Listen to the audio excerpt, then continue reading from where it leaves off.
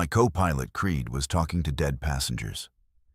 At 3 a.m., 30,000 feet above Kansas, Creed started offering drinks to empty seats. He couldn't see that rows 12 through 18 were vacant. I could. But he kept insisting the passengers were scared about incoming turbulence. No turbulence was forecasted. Our instruments showed clear skies. Then I remembered Flight 447. Same route, same seats, all dead 5 years ago. Creed was serving ghosts. Welcome to Verified Fear's horror family. These 11 airline horror stories will change how you see flying forever. Night shift workers reveal the most disturbing encounters at airports and aircraft. From control tower voices to bleeding suitcases. From vanishing fuel thieves to passengers who shouldn't exist. You'll never feel safe at cruising altitude again.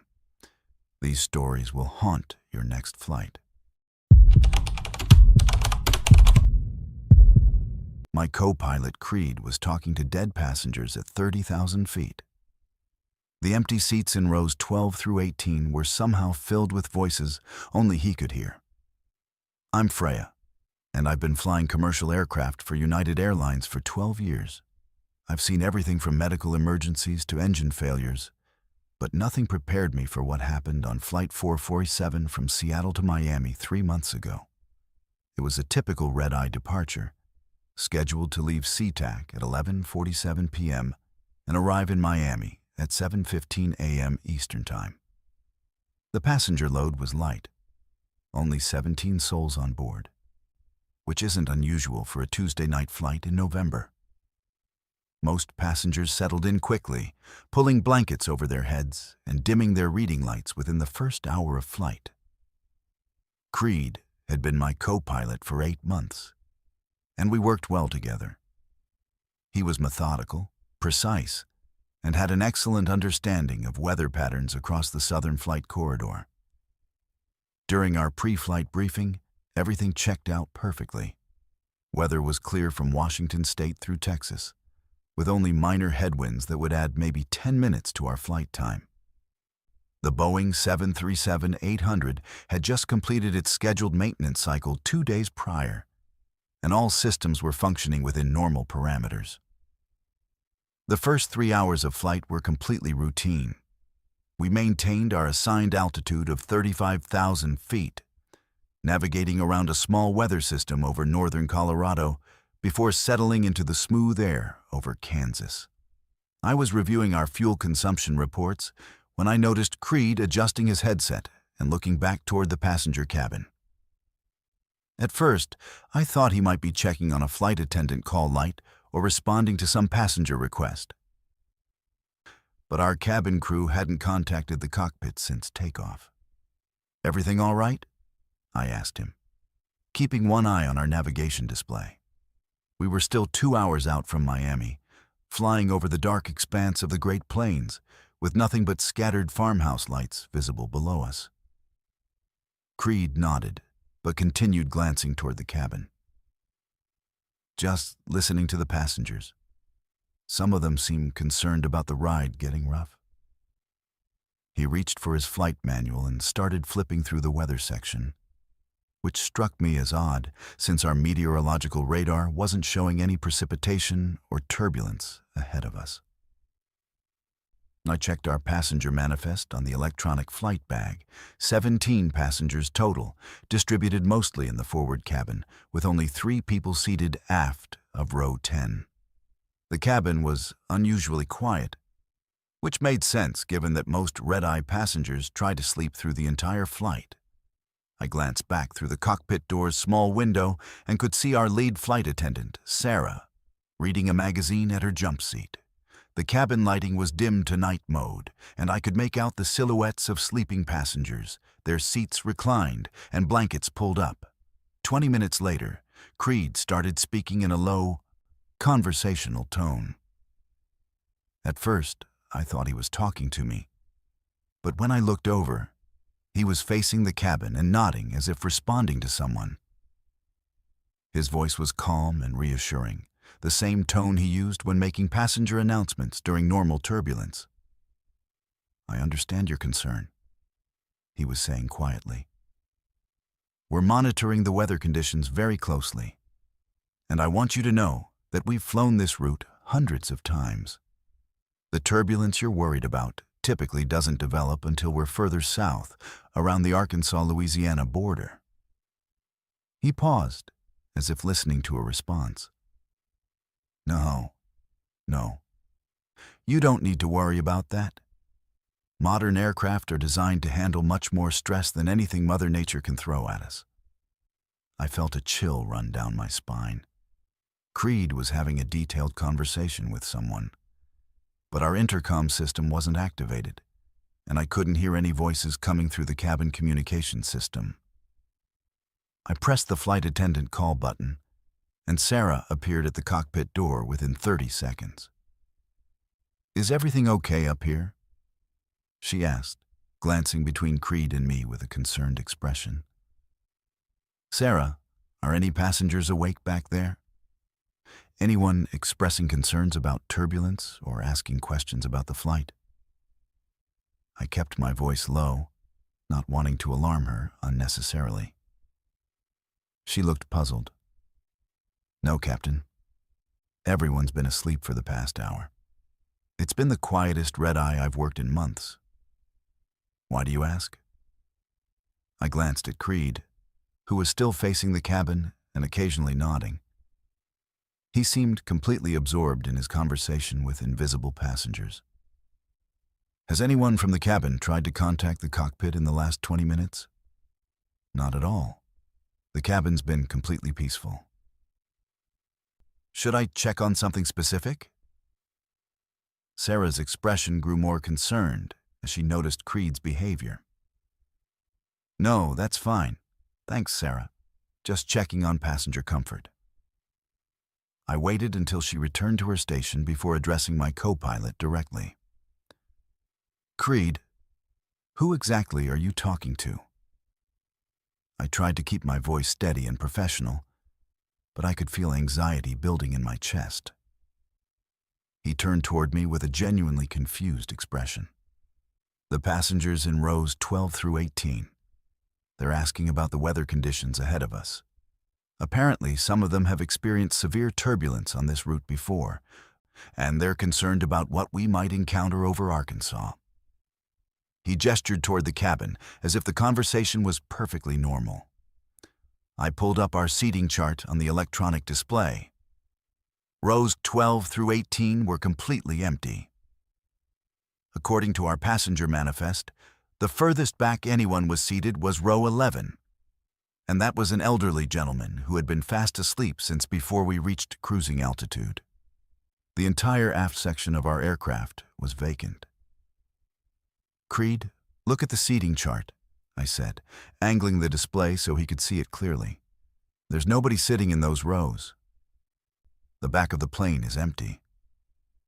He studied the screen for a moment, then looked back toward the cabin with a frown. "That's strange. The system must be showing outdated information. I can clearly see people back there. There's a woman in 12A with dark hair, wearing a blue sweater. She's particularly worried because she was on a flight last year that hit severe turbulence over this same area. And there's a businessman in 14C who keeps checking his watch and asking about our arrival time." The hair on my arm stood up. I grabbed our flight operations manual and quickly looked up the accident history for Flight 447. What I found made my blood run cold. 5 years and 3 months ago, United Flight 447 on the same Seattle to Miami route had encountered an unexpected severe thunderstorm over southeastern Kansas. The aircraft had hit turbulence so violent that it caused rapid decompression and structural failure, sending the plane into an uncontrollable dive. All passengers and crew were killed instantly when the aircraft impacted the ground at nearly 400 miles per hour. I scrolled through the accident report with trembling hands. The passenger manifest from that fatal flight showed that rows 12 through 18 had been fully occupied. Seat 12A had been assigned to Rebecca Martinez, a 34-year-old marketing executive with dark hair who was traveling to Miami for a business conference. Seat 14C had been occupied by James Patterson, a businessman who had been scheduled to present at an 8 a.m. meeting and was known to be obsessive about punctuality. "Creed," I said, trying to keep panic out of my voice, "I need you to look at our weather radar very carefully. Tell me what you see ahead of us." He adjusted the radar display and studied it intently. Mostly clear skies. There's a small cell developing about 60 miles southeast of our position. But it's weak and shouldn't affect our flight path. Why? The radar was showing exactly what I saw. Clear conditions ahead with only minor weather activity well off our route. But according to the accident report, the fatal Flight 447 had encountered a rapidly developing supercell thunderstorm that hadn't appeared on weather radar until it was too late to avoid. The storm had formed in the exact location where Creed was now reporting minor weather activity. I made the decision that probably saved all our lives. Kansas City Center, United 447 requesting immediate deviation 30 miles south of course due to passenger comfort concerns. We'd like to avoid any potential turbulence in the area. United 447, approved as requested. Maintain flight level 350 and advise when ready to resume navigation. As we banked left to begin our deviation, Creed continued his conversation with the invisible passengers. "Yes, I can see you're feeling better now that we're changing course. That's good. The captain is very experienced with weather avoidance, and we're going to give that area a wide berth tonight." He paused, listening to something I couldn't hear. "You're welcome. Try to get some rest for the remainder of the flight." 20 minutes later, as we were settling back onto our original flight path, the weather radar exploded with activity. A massive thunderstorm cell had rapidly developed exactly where we would have been if we hadn't deviated. The storm was showing extreme weather with hail, severe turbulence, and rotating supercell characteristics. The kind of weather system that could tear an aircraft apart. Kansas City Center, United 447. Looks like we dodged a bullet tonight. That storm cell developed very quickly. Roger, United 447.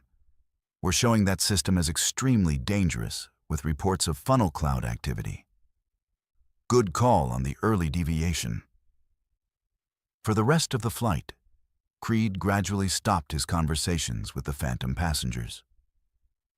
By the time we began our descent into Miami, he was back to normal, discussing approach procedures and runway conditions as if nothing unusual had happened. When I asked him about the passengers in rows 12 through 18, he looked genuinely puzzled and said he didn't remember talking to anyone during the flight. We landed safely at 7:22 a.m., only 7 minutes behind schedule despite our weather deviation. As our 17 passengers deplaned, I watched carefully to see if anyone matched the descriptions Creed had given me. There was no woman with dark hair and a blue sweater, no punctual businessman checking his watch. Just 17 tired travelers who had slept through what might have been their own salvation. I never flew with Creed again after that night. Not because I doubted his flying ability, but because I understood that sometimes the dead care more about the living than we realize.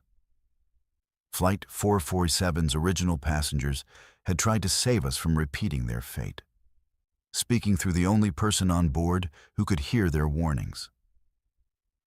Sometimes the most disturbing horror stories are actually tales of supernatural protection. Guardian angels wearing the faces of tragedy's victims, ensuring that history's darkest moments don't repeat themselves in the skies above America. The container shouldn't have been breathing, but I could see it expanding and contracting in the dim cargo hold light. Something alive was trapped inside, and it had been watching me through the ventilation holes for the past 10 minutes. I'm Piper, and I've worked the graveyard shift in LAX's cargo operations for 6 years. People think loading luggage onto planes is mindless work, but you'd be wrong. Every piece of cargo has documentation, weight specifications, and handling requirements. We're responsible for balance distribution that keeps aircraft stable during flight, and one mistake can kill everyone on board. The night shift pays better because most people don't want to work from 11 p.m. to 7 a.m., but I've always been a night owl, and the overtime helps support my 2 kids. October 15th started like any other Tuesday night. I clocked in at 10:47 p.m. and headed to Terminal 4, where 3 wide-body aircraft were scheduled for cargo loading. The first 2 planes were routine, mostly mail containers and standard freight bound for Chicago and Denver. But United Flight 1247 to Frankfurt was different. It was carrying a mix of commercial freight and several priority containers that had arrived late in the evening with special handling instructions. The cargo manifest showed 5 priority containers, each marked with red expedite stickers and documentation requiring signatures at every checkpoint. These types of shipments usually contain high-value electronics, medical supplies, or time-sensitive business materials. The paperwork indicated the containers had originated from a warehouse in downtown Los Angeles and needed to be loaded last to ensure quick offloading in Frankfurt. I was working alone in the cargo hold, which isn't unusual for night shifts when staffing runs thin. The cavernous belly of the Boeing 777 echoed with every movement, and the industrial lighting cast long shadows between the cargo nets and restraint systems. I had loaded the first 4 priority containers without incident, securing them according to the weight distribution chart, when I noticed something odd about the 5th container. It was identical to the others in size and marking. But when I grabbed the handling straps to lift it onto the cargo loader, the container felt wrong. Not just heavy, but unbalanced, as if the contents were shifting around inside. Standard freight containers are packed tightly to prevent movement during flight, so any shifting cargo is a serious safety concern. I set it back down and walked around to examine it more carefully. The container was a standard aluminum unit, about 4 feet by 3 feet by 2 feet deep, with ventilation holes along the top edge. Most cargo containers don't have ventilation unless they're designed for live animal transport. But this one was marked as general freight. I crouched down to check the documentation again, and that's when I heard it. A faint scratching sound coming from inside the container. My first thought was that someone had mistakenly shipped a pet in a freight container, which is both illegal and dangerous. Animals require special pressurization and temperature controls during flight, and a standard cargo container would be a death trap at cruising altitude. I grabbed my radio to contact the cargo supervisor, but before I could key the microphone, I heard something that made my blood freeze. It wasn't an animal scratching. It was someone tapping in a deliberate pattern. 3 short taps, 3 long taps, 3 short taps. SOS in Morse code. I dropped to my knees and pressed my ear against the container. The tapping continued, weak but persistent. Someone was alive inside that container, and they were trying to communicate. I immediately radioed for emergency response, but the night supervisor, Rodriguez, told me to hold my position while he contacted security. Protocol requires that any suspicious cargo be isolated and examined by federal authorities before anyone attempts to open it. While waiting for security, I noticed that the ventilation holes were slightly larger than normal, and when I shone my flashlight through one of them, I could see movement inside. Not the random movement of loose cargo, but the deliberate, careful movement of something trying to stay hidden. I whispered into the ventilation hole, Can you hear me? If you can hear me, tap twice. 2 clear taps came back immediately. Are you hurt? Tap once for yes, twice for no. 1 tap. How many people are in there with you? No response for several seconds, then 5 distinct taps. My hands were shaking as I realized I had stumbled onto what appeared to be a human trafficking operation. 5 people were crammed into a container barely large enough for 1 person, likely without adequate air, water, or space to move. They would never survive the 8-hour flight to Frankfurt, especially at the reduced oxygen levels in the cargo hold. Security arrived 12 minutes later, but it wasn't airport security. 3 men in dark suits with federal badges approached the container with equipment I didn't recognize. They ordered me to step back while they conducted their examination. But instead of trying to communicate with the people inside, they seemed more interested in the container's external markings and documentation. "Sir," I said to the lead agent, "there are people inside that container.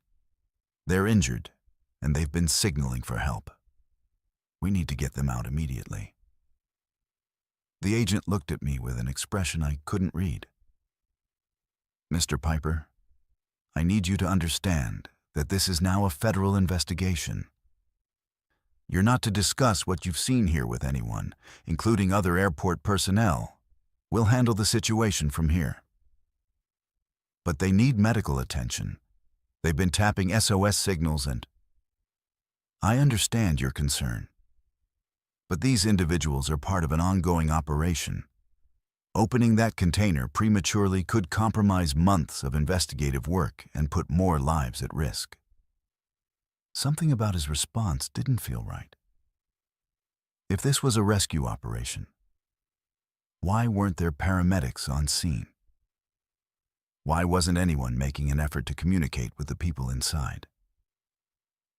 I watched from a distance as the 3 agents loaded the container onto a different cargo loader and moved it away from the aircraft.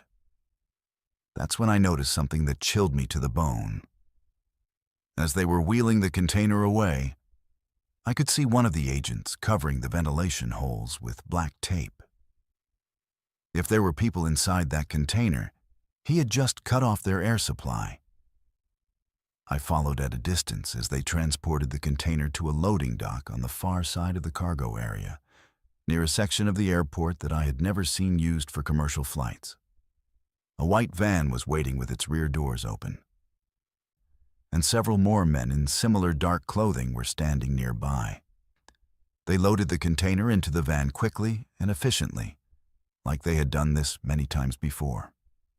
Just before they closed the van doors, I heard it again. The desperate tapping from inside the container. But this time it was weaker, more frantic, and it was accompanied by what sounded like muffled voices calling for help. The men loading the van showed no reaction to the sounds, working with the cold efficiency of people who had learned to ignore human suffering. I tried to get closer to see the license plate on the van. But one of the agents spotted me and walked in my direction. I quickly pretended to be checking other cargo containers, but he approached me anyway. "Mr. Piper, I thought we discussed the importance of confidentiality regarding this matter." His voice was calm but carried an unmistakable threat. I was just doing my job, checking the other containers for Flight 1247. Flight 1247 has been delayed indefinitely due to mechanical issues. Your shift supervisor has been notified that you're released early tonight. I suggest you go home, get some rest, and remember that some things are better left uninvestigated. I wanted to argue, to demand answers, to call the police, but something in his eyes told me that would be a very dangerous mistake. I gathered my equipment and headed toward the employee exit, but not before memorizing as many details as possible about the men, the van, and the location where they had taken the container. The next morning, I called the FBI to report what I had witnessed. The agent who took my call listened patiently to my story, then put me on hold for several minutes. When he returned, he told me that there was no record of any federal operation at LAX the previous night, and no agents had been dispatched to investigate suspicious cargo. He took down all my information and said someone would follow up, but no one ever did. I returned to work the following night. But the cargo supervisor, Rodriguez, was gone. His replacement, a nervous man named Peterson, told me that Rodriguez had been transferred to another facility and wouldn't be returning. When I asked about the priority containers and Flight 1247, Peterson claimed to have no knowledge of either. Over the next few weeks, I started noticing patterns I had never paid attention to before. Certain cargo containers arrived with special handling instructions that seemed to bypass normal documentation procedures. These containers always came with federal agents who supervised their loading, and they were always transported on flights that ended up being delayed or canceled at the last minute. I began keeping detailed records of these incidents, noting dates, times, container markings, and the agents involved. What I discovered was a systematic operation using commercial cargo flights as cover for human trafficking. The containers were designed to keep people alive just long enough to transport them from one location to another, but never for the full duration of an international flight. The people I had heard that night were probably dead within hours of being loaded into that van. They had managed to survive long enough to signal for help, but their rescue never came because the very people who were supposed to protect them were the ones orchestrating their disappearance. I still work the night shift at LAX, but now I understand that some cargo containers carry more than freight. They carry the desperate hopes of people who trusted the wrong promises, made the wrong deals, or simply found themselves in the wrong place at the wrong time. Every time I hear scratching or tapping from inside a container, I have to make an impossible choice between following orders and following my conscience. The most disturbing part isn't the trafficking operation itself, but the realization that it operates with official protection, hidden in plain sight among the millions of legitimate cargo containers that move through airports every day.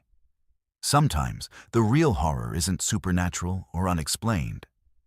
Sometimes it's the systematic evil that thrives in the shadows of ordinary places, protected by people who have sworn to serve justice, but have chosen to serve something far more sinister instead. The radio crackled with a distress call from Flight 401 requesting immediate clearance for emergency landing. The problem was that Flight 401 had crashed into the Everglades 53 years ago with no survivors. My name is Valeria, and I've been working air traffic control for Montana Regional Airport for 9 years. It's not a busy facility. We handle maybe 30 flights on a good day, mostly small aircraft, and the occasional commercial flight bound for Billings or Great Falls. The overnight shift is usually quiet, just monitoring weather conditions and handling the rare medical emergency or late arrival. I prefer the solitude of night work, the calm focus required to guide aircraft safely through the darkness, and the satisfaction of knowing that every voice on the radio represents lives, depending on my decisions. December 3rd was shaping up to be a typical winter night. A cold front had moved through earlier, leaving clear skies and temperatures hovering around 15 degrees. I had cleared 2 cargo flights and a medical transport helicopter by midnight. And the airspace was empty, except for a few military training flights parading out of Malmstrom Air Force Base, well outside my jurisdiction. I was reviewing weather reports for the morning shift when my radio suddenly came alive with a transmission that shouldn't have been possible. Montana Regional Tower, this is Eastern Airlines Flight 401, requesting immediate vectors for emergency approach. We have multiple casualties and are losing altitude rapidly. The voice was calm but urgent, with the crisp professionalism of an experienced airline captain reporting a crisis. I checked my radar display immediately. There were no aircraft within 50 miles of my airspace, and certainly no commercial flights scheduled for the next 6 hours. Eastern Airlines had ceased operations in 1991, 28 years before I was even born. I assumed it was either a radio malfunction or someone playing a sick joke on emergency frequencies. Unknown aircraft. This is Montana Regional Tower. Please identify your aircraft type, position, and souls on board. I show no traffic in the area. I kept my voice professional, following standard protocol for unidentified transmissions. Montana Tower, Eastern 401, is a Lockheed L-1011. Position approximately 15 miles southeast of your field at 4,000 feet and descending. We have 176 souls on board, including crew. We experienced catastrophic failure of multiple systems after takeoff from Miami. Request immediate clearance for runway 12. The transmission was crystal clear, without the static or distortion you'd expect from a hoax or equipment malfunction. But everything about it was impossible. Eastern Flight 401 was a real flight that had crashed in the Florida Everglades on December 29, 1972. Killing 101 people when the crew became distracted, troubleshooting a landing gear indicator light, and flew the aircraft into the ground. I knew about the crash because it had become a famous case study in aviation safety training. More disturbing was the fact that my radar was still showing completely empty airspace. If there really was a large aircraft 15 miles southeast of the airport at 4,000 feet, it would be clearly visible on my primary and secondary radar displays. I checked all my equipment twice, ran diagnostics on the radar system, and even called Billings Approach to confirm they weren't tracking any unidentified aircraft in the area. Negative contact on any aircraft matching that description. Billings confirmed. Are you having equipment problems up there? Before I could respond, Flight 401 transmitted again. Montana Tower. We're continuing our descent. Our navigation equipment is malfunctioning, and we're flying on visual reference only. We can see your airport lighting, but we're having difficulty determining wind direction and runway alignment. Can you provide current weather conditions? I was torn between following emergency procedures and the growing certainty that I was experiencing some kind of psychological episode. The voice on the radio sounded absolutely genuine. I could hear background noise that suggested a real aircraft cockpit, including the subtle hum of engines and the occasional beeping of warning systems. But my instruments were telling me that nothing was there. Flight 401. Current conditions at Montana Regional are winds 340 at 12 knots, visibility 10 miles, temperature -8 degrees Celsius, altimeter 3042. Be advised, I have no radar contact with your aircraft. Can you confirm your position and altitude? Roger, Montana Tower. We're showing 2,800 feet on our altimeter, but our instruments may be unreliable. We can see your runway lights clearly now. Requesting clearance to land runway 12. I made the decision to treat this as a real emergency. Even if I was having some kind of breakdown, the possibility that there was actually an aircraft in distress outweighed my concerns about my own mental state. I activated emergency protocols, alerting fire and rescue services and requesting ambulances on standby. Flight 401, you are cleared to land runway 12. Emergency equipment is standing by. Contact ground control on 121.9 after landing. Thank you, Montana Tower. We're grateful for your assistance. This has been a very long flight. That phrase sent chills down my spine. According to the historical records, Eastern Flight 401's captain had made similar comments during his final transmissions before the crash, describing the flight as feeling unusually long due to the extended troubleshooting of their landing gear problem. I watched my radar display intently, expecting to see the aircraft appear as it got closer to the airport. Emergency vehicles were positioning themselves along the runway, their flashing lights visible through the control tower windows. But my radar remained empty, showing no aircraft anywhere in the vicinity. Flight 401, I still have no visual or radar contact. Can you confirm you are on final approach to runway 12? Affirmative, Montana Tower. We're on final now, approximately 3 miles out. The runway lights are clearly visible and we're aligned for landing. Our passengers are secured and prepared for emergency landing procedures. I stepped outside onto the control tower's observation deck, scanning the southeastern sky for any sign of aircraft lights.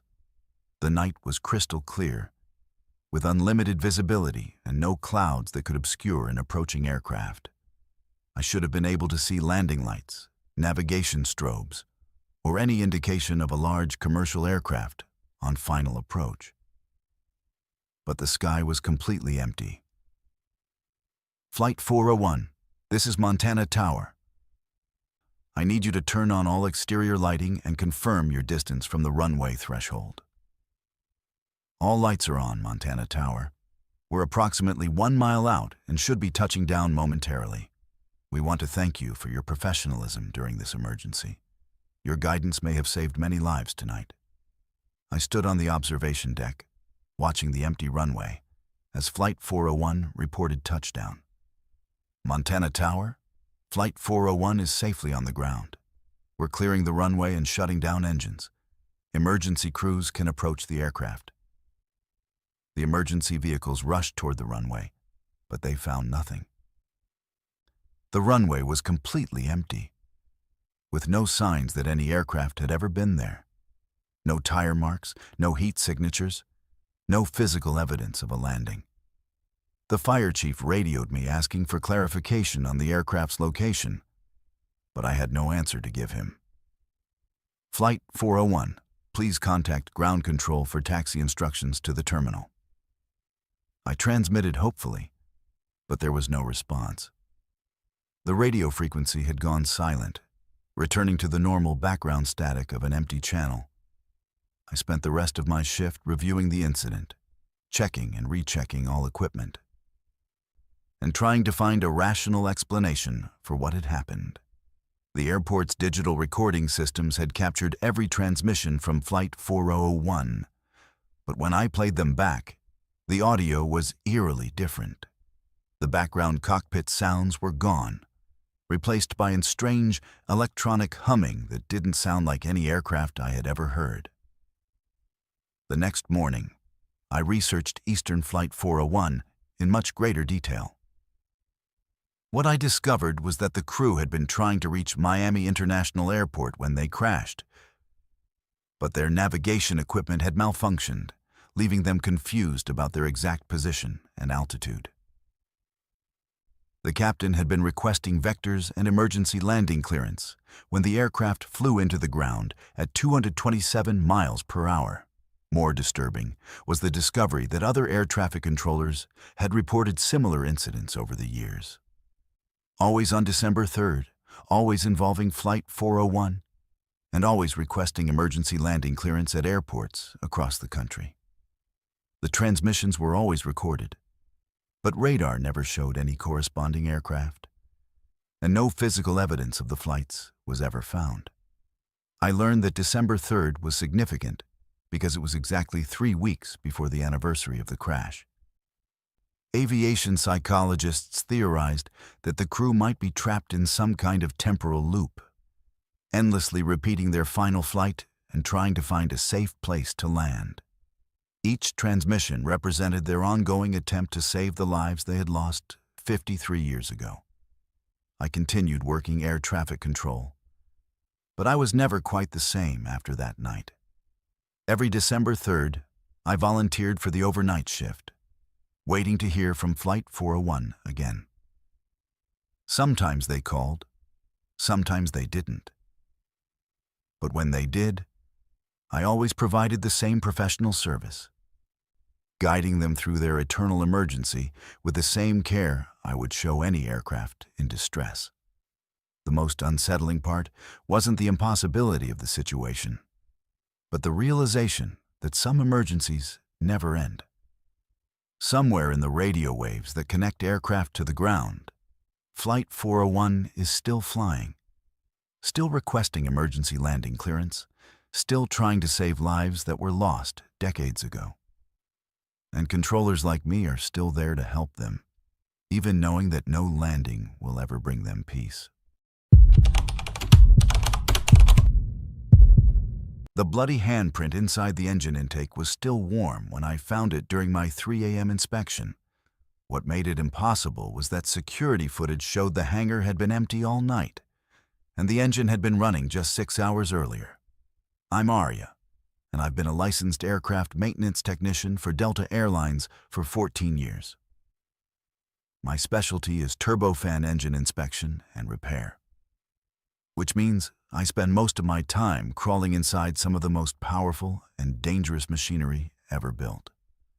A single mistake during maintenance can kill hundreds of people, so we follow strict protocols for every inspection, every repair, every component replacement.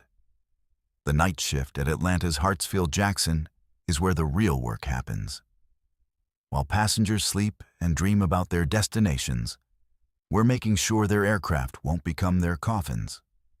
November 18th started with a routine maintenance check on a Boeing 757 that had just completed a round-trip flight to Phoenix. The aircraft had logged 847 flight hours since its last major inspection, and company policy required a detailed engine examination before it could return to service. The left engine had been reporting slightly elevated temperatures during climb out, which usually indicates minor turbine blade wear or debris buildup in the compressor section.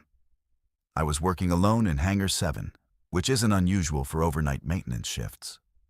The hangar was nearly silent, except for the hum of industrial lighting and the distant sound of ground equipment from the active ramp areas. I had completed the external inspection of both engines and was preparing to remove the intake cowling from the left power plant when I noticed something that didn't belong. At first glance, it looked like standard maintenance markings, the kind of grease pencil notations that mechanics use to indicate inspection points or component serial numbers. But when I shone my flashlight directly on the engine intake, I realized I was looking at something much more disturbing. There were handprints on the inner surface of the intake cone, clearly visible against the polished metal surface. Handprints inside an engine intake are impossible under normal circumstances.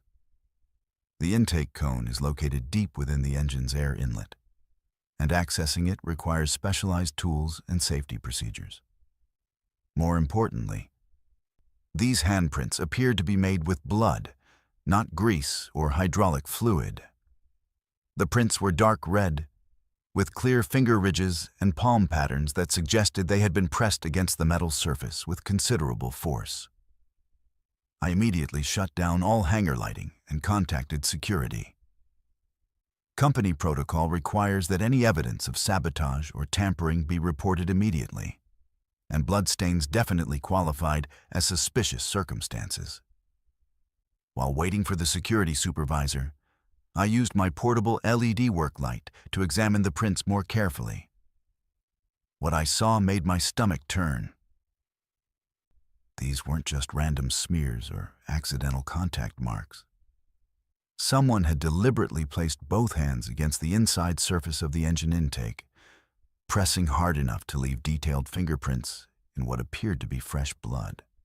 The prints were positioned as if someone had been trying to climb out of the engine from the inside, clawing desperately at the smooth metal walls. Security Supervisor Jenkins arrived within 10 minutes, accompanied by 2 airport police officers and a crime scene photographer. They examined the evidence carefully, taking detailed photographs and measurements of the handprints. What they found was even more disturbing than I had initially realized. "These prints are still warm," Jenkins said, using an infrared thermometer to check the surface temperature. "Whatever happened here occurred within the last few hours." He looked at me with a concerned expression. "You're certain this aircraft hasn't been operated since it arrived from Phoenix?"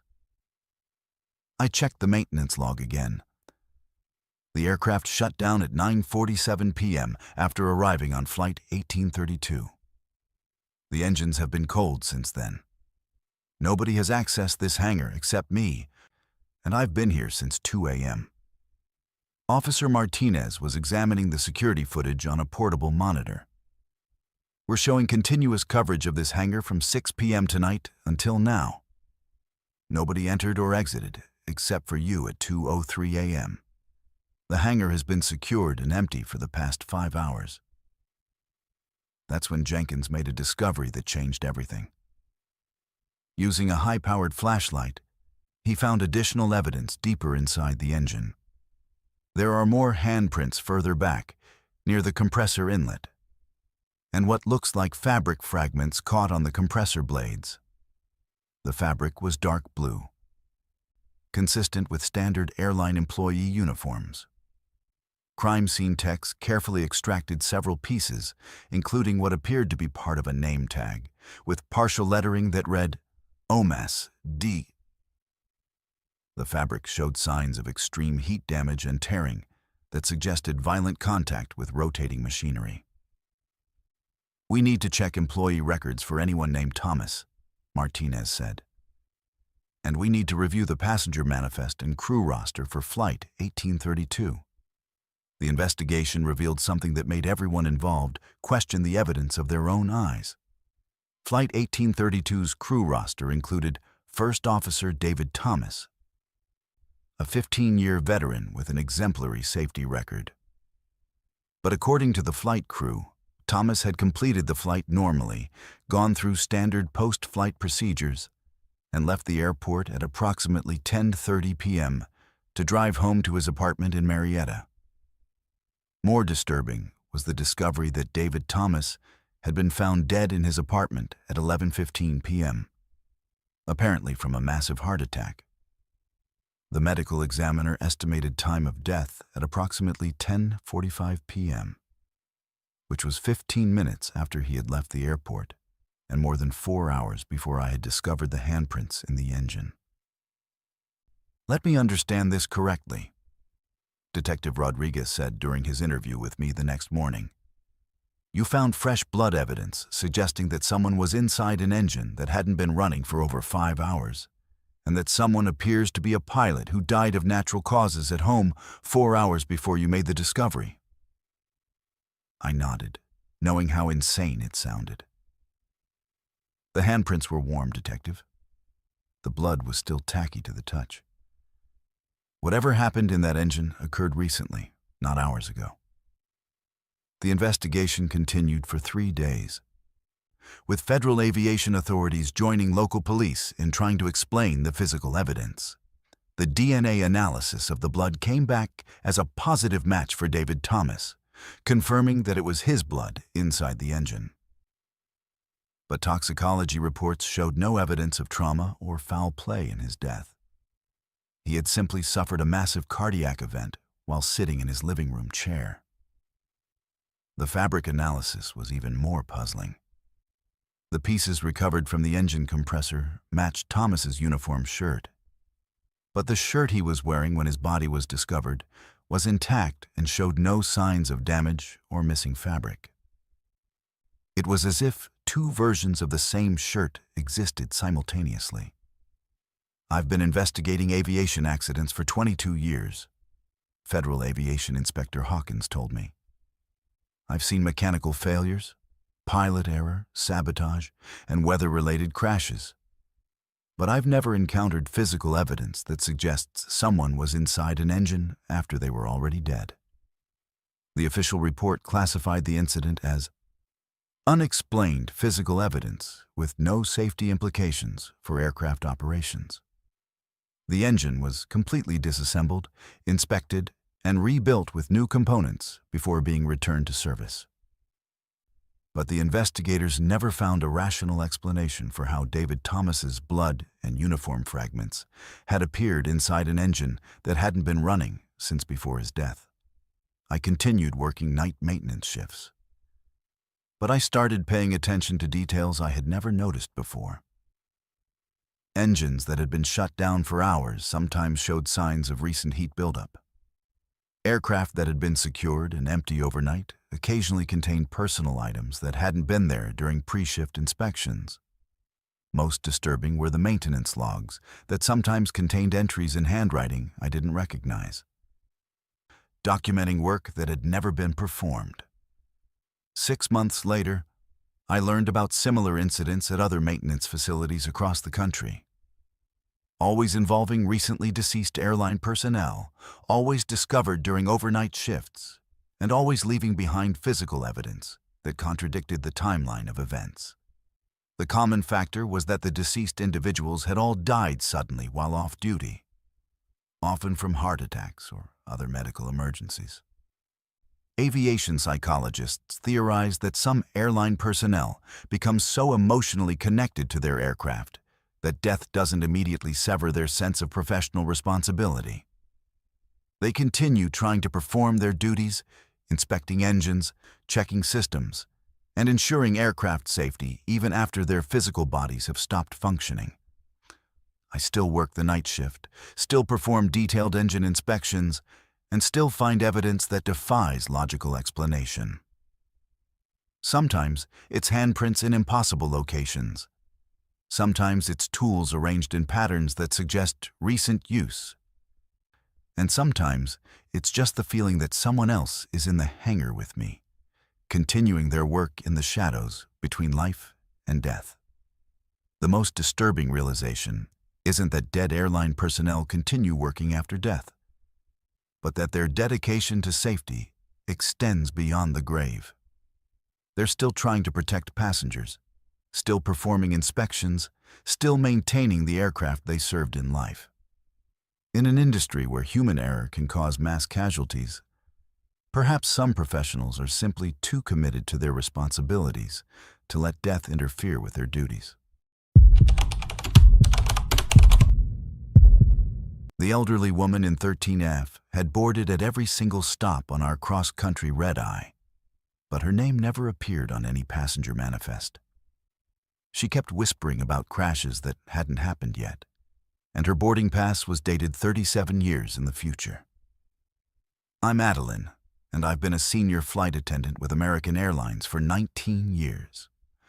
I've worked every type of route imaginable: short domestic hops, international long hauls, charter flights, and the dreaded red-eye runs that most crew members try to avoid.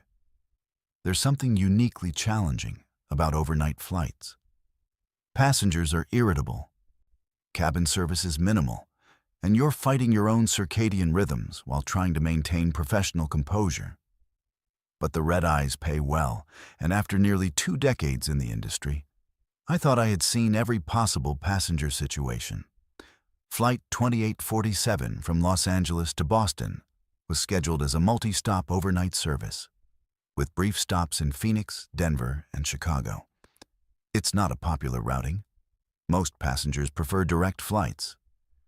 But it serves smaller markets and provides connectivity for travelers willing to sacrifice convenience for lower fares. The October 31st departure was typical for this route. With maybe 60 passengers spread across a 737 configured for 149 seats. Our first unusual passenger boarded in Los Angeles during the initial boarding process. She was an elderly woman, probably in her 70s, with silver hair pulled back in a neat bun and wearing a dark blue traveling suit that looked like it belonged in the 1980s.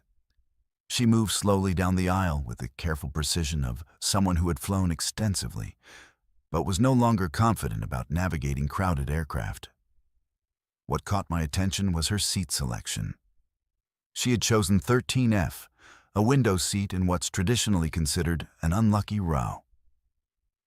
Most airlines skip row 13 entirely due to superstitious passengers, but American still includes it on older aircraft configurations. The woman settled into her seat quietly, declining beverages or reading materials, and spent most of the flight to Phoenix staring out the window with an expression I couldn't quite interpret. When we landed in Phoenix for our scheduled 40-minute stop, I watched carefully as passengers deplaned for the brief layover.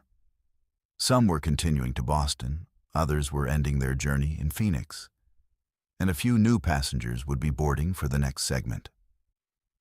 The elderly woman in 13F gathered her small handbag and deplaned along with everyone else, moving through the jet bridge with the same careful, deliberate steps she had used during boarding.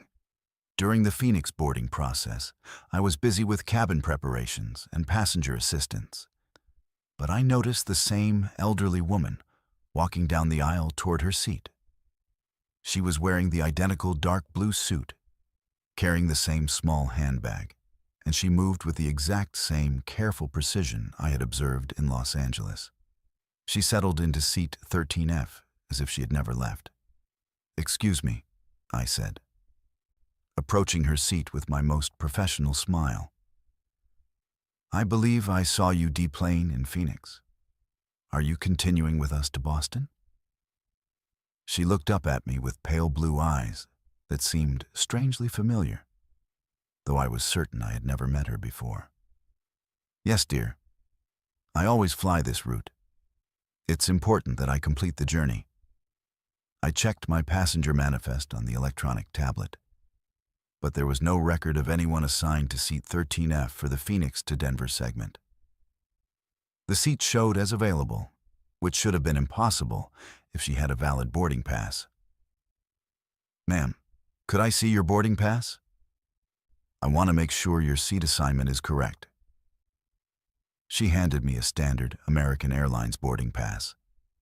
But when I examined it closely, something was very wrong. The flight number was correct, AA28847, but the date printed on the pass was October 31st, 2062. The boarding pass was dated 37 years in the future.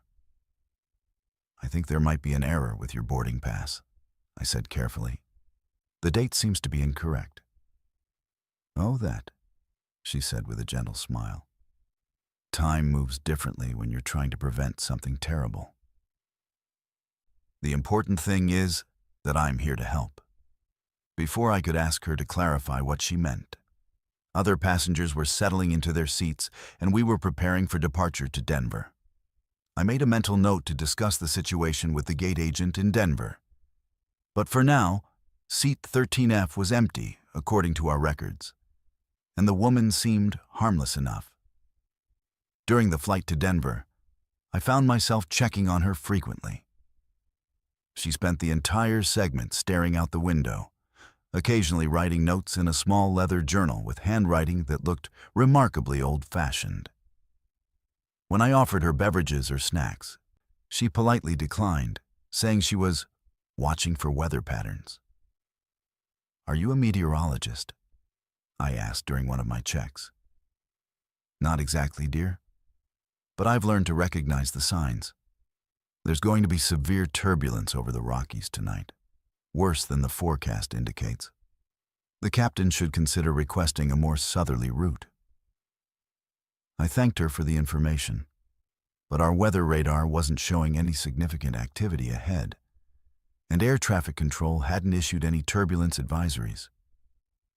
Still, something about her quiet confidence made me mention her concerns to Captain Morrison during my next cockpit visit. "Passenger weather advice?" He chuckled. "Well, we're always happy to listen to input, but our meteorological data looks fine for the planned route." 20 minutes later, we encountered the worst turbulence I had experienced in my 19-year career. The aircraft was thrown violently up and down, passengers were screaming, and several people were injured when the seatbelt sign came on too late to prevent them from being thrown around the cabin. Captain Morrison immediately requested vectors to avoid the weather, and we spent an additional 40 minutes navigating around storm cells that hadn't appeared on any weather radar. When I checked on the elderly woman during the turbulence, she was sitting calmly in seat 13F with her seatbelt fastened, showing no signs of fear or distress. "It should smooth out in about 6 minutes," she told me. "The worst cell is passing to our north now." Exactly 6 minutes later, The turbulence ended, and we returned to smooth flight conditions. We landed in Denver 43 minutes behind schedule due to the weather delay. Once again, I watched as the elderly woman deplaned with all the other passengers, moving through the jet bridge with her characteristic careful steps. And once again, during the Denver boarding process, she appeared in the aisle and settled into seat 13F for the next segment to Chicago. This time, I was prepared. "Ma'am, I need to ask you some questions about your travel arrangements. You've been boarding this flight at every stop, but your seat doesn't appear on our manifest, and your boarding pass has an impossible date." She looked at me with those pale blue eyes and said, "Adeline Marie Chen, employee number 47382, hired by American Airlines on March 15th, 2006. You've been working Flight 2847 on Halloween night for the past 4 years, haven't you?" I felt cold chills run down my spine. She knew my full name, my employee number, and details about my work history that weren't public information. "How do you know that?" "Because I've been flying this route for 37 years, trying to prevent what happened on November 1st, 1987. Flight 2847 from Los Angeles to Boston. Same route, same schedule, same flight number. It crashed during approach to Logan Airport, killing all 157 passengers and crew." I checked our historical flight database on my tablet. There had indeed been a crash involving Flight 2847 on November 1987. But the details were different from what she described. According to the records, the aircraft had encountered severe icing conditions and crashed short of the runway. But there had been only 89 people on board, not 157. "The official records are incomplete," she said, as if reading my thoughts. "They never found all the bodies, and some passengers weren't properly manifested. But I remember every name, every face, every person who died that night." "Who are you?" I asked, though I was beginning to suspect an answer I didn't want to hear. "I'm Margaret Walsh, senior flight attendant, employee number 23156. I worked this route for 12 years before the crash. I've been trying to save the passengers ever since. But I can only influence small things: weather warnings, seating changes, minor delays that might prevent the chain of events that led to the accident." I looked up employee number 23156 in the historical database. Margaret Walsh had indeed been a senior flight attendant, killed in the 1987 crash of Flight 2847. Her photograph showed a younger version of the woman sitting in seat 13F, with the same pale blue eyes and gentle smile. For the remainder of the flight to Chicago and then to Boston, Margaret continued her vigil, offering subtle warnings about weather conditions, suggesting small changes to our approach procedures, and providing information that helped us avoid several potential safety issues. She never tried to frighten passengers or cause panic, but worked quietly to influence events in ways that might prevent history from repeating itself. When we finally landed safely in Boston at 6:43 a.m., 37 minutes behind schedule due to weather delays and route changes, Margaret smiled at me one final time. "Thank you for listening, dear. Every safe landing is a small victory." She deplaned in Boston along with all the other passengers. But this time, she didn't return. I watched through the terminal windows as she walked slowly through the gate area, her figure becoming fainter with each step until she simply faded away in the early morning light. I've continued working the red-eye routes, including Flight 2847, but Margaret never returned. Perhaps she finally accomplished what she had been trying to do for 37 years, or perhaps her influence was only needed for that one night. Either way, I learned that some passengers carry more than luggage when they board our flights. They carry the weight of unfinished business, the determination to protect others from suffering the same fate they endured, and the quiet courage to keep trying even when success seems impossible. The figure siphoning fuel from the 777 left no footprints in the fresh snow, but my truck's gauges showed 3,000 gallons missing. When I got closer with my flashlight, the person vanished like smoke, leaving behind only the smell of jet fuel and something that might have been sulfur. My name is Everly, and I've been driving fuel trucks at Denver International Airport for 11 years. It's specialized work that requires hazmat certification, security clearance, and the kind of steady nerves that come from handling highly explosive materials around multi-million-dollar aircraft. The overnight shift pays a premium because most fuel deliveries happen during aircraft turnaround periods when passengers aren't boarding, and the reduced air traffic allows for safer ground operations. I've always found something meditative about the work, the precise calculations, the careful connections, the knowledge that every gallon I pump might be the difference between a safe flight and an empty tank over the Rocky Mountains. January 14th brought the kind of blizzard that shuts down most of Colorado. By 2 a.m., the airport was operating at minimal capacity with only essential flights maintaining schedules. The snowfall was so heavy that ground crews could barely keep the runways clear, and visibility was reduced to less than a quarter mile. I was assigned to fuel 3 aircraft that were scheduled for early morning departures once the storm passed. A United 737 bound for Chicago, an American 757 headed to Frankfurt, and a Southwest flight that would eventually make its way to Phoenix. The American 757 was parked at Gate A23, isolated from the main terminal complex due to ongoing construction work. It was a newer aircraft, capable of carrying nearly 300 passengers and requiring approximately 47,000 gallons of fuel for the transatlantic flight to Germany. The fueling process for a wide-body aircraft is complex and time-consuming, involving multiple connections, pressure checks, and safety protocols that can't be rushed regardless of weather conditions. I had completed fueling the United 737 without incident and was making my way across the tarmac to the 777 when I noticed something unusual through the swirling snow. There appeared to be someone near the aircraft's fuel ports, but no other ground personnel were scheduled to be working in that area. Airport security protocols require that fuel trucks be accompanied by certified personnel during all operations, and unauthorized individuals near fuel systems represent both security and safety risks.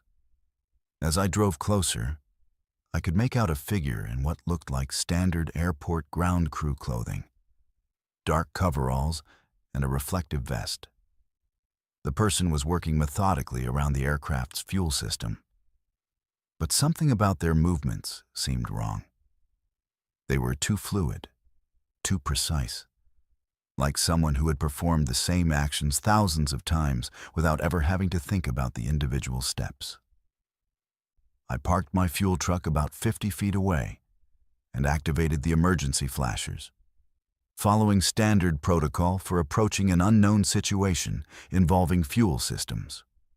The figure appeared to be connecting some kind of equipment to the aircraft's fuel ports, but I couldn't identify the machinery from a distance. More concerning was the fact that I could see fuel flowing from the aircraft, creating a stream that should have been clearly visible in the snow, but somehow wasn't leaving any trace on the ground. "Hey," I called out, stepping down from the cab of my truck. "You're not authorized to be working on that aircraft." The figure straightened up and turned toward me, but even with my high-powered work lights illuminated, I couldn't make out any facial features. The person seemed to be wearing some kind of hood or mask that obscured their identity completely. They raised one hand in what might have been a greeting or warning, then returned to their work as if I wasn't there. I grabbed my radio to contact airport security, but the device was producing nothing but static and electronic interference. The storm shouldn't have been affecting communications equipment, and my radio had been working perfectly just 20 minutes earlier during my check-in with dispatch. I tried my cell phone and found the same problem. No signal, no data connection, just dead silence, where there should have been network coverage. With no way to call for backup, I decided to approach the figure directly. I grabbed a heavy-duty flashlight from my truck and walked carefully across the tarmac, trying to avoid slipping on the accumulating snow and ice. As I got closer, I could hear the sound of fuel flowing and pumping equipment operating, but it didn't sound like any machinery I was familiar with. The noise was too smooth, too rhythmic, almost like breathing. When I was about 20 feet away, I shone my flashlight directly at the figure and called out again. "Sir, you need to step away from that aircraft immediately. You're in violation of federal aviation security regulations." That's when I realized something that made my blood run cold. The person was indeed draining fuel from the 777, but the fuel wasn't pooling on the ground or flowing into any visible container. It was simply disappearing, vanishing into the air, as if it was being consumed by something I couldn't see. More disturbing was the fact that despite walking through fresh snow that was already several inches deep, the figure had left no footprints leading to or around the aircraft. I looked back at my own path and could clearly see the deep impressions my boots had made in the snow, along with the tire tracks from my fuel truck. But the area around the aircraft showed no sign that anyone had been walking there. It was as if the figure was floating above the ground, working on the fuel system without ever making physical contact with the tarmac. "Who are you?" I shouted, my voice barely audible over the wind and snow. "What are you doing to that aircraft?" The figure turned toward me again, and this time I got a better look at what I was dealing with. It definitely wasn't human. The proportions were wrong, too tall, too thin, with movements that suggested joints bending in directions that human anatomy doesn't allow. The face was completely obscured by what I had initially thought was a hood, but now realized was simply an absence of features, like looking into a void shaped roughly like a human head. I fumbled for my flashlight's high-intensity setting and hit the figure with a full 3,000 lumen beam.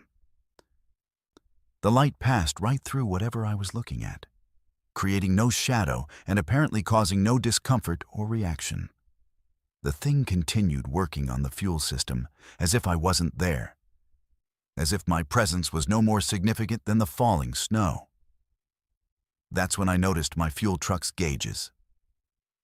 When I had parked 50 feet away, my tanks were showing 8,847 gallons of Jet A fuel remaining after the United 737 fueling operation.